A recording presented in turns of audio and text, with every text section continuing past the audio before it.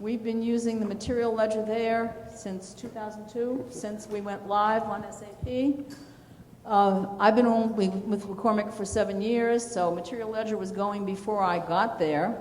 Mike was there when it was born at McCormick.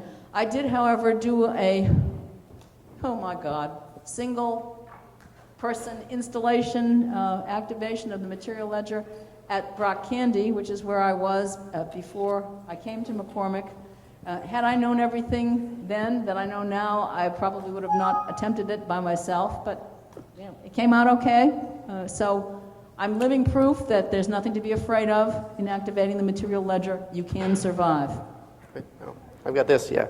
Sorry. So I'm Mike Shoemaker, and as Kay said, I used to work with her at McCormick. I worked there for 11 years, and we went live with Material Ledger, and we've seen just about everything that can go, well, all the problems that you can have, not with the calculations or anything, but with the processing and month end. And I work for Altavia Consulting now, so we support all of the CO, the whole CO module.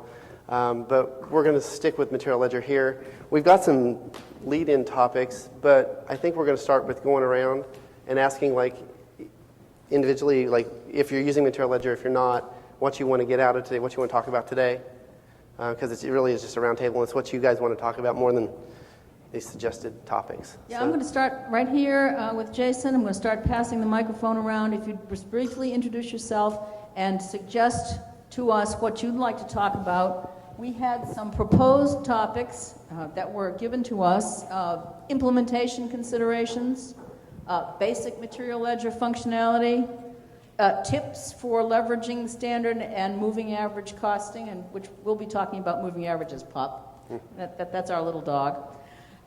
Best practices for actual costing, and we also suggested that we would talk about how to use a revaluation of consumption functionality.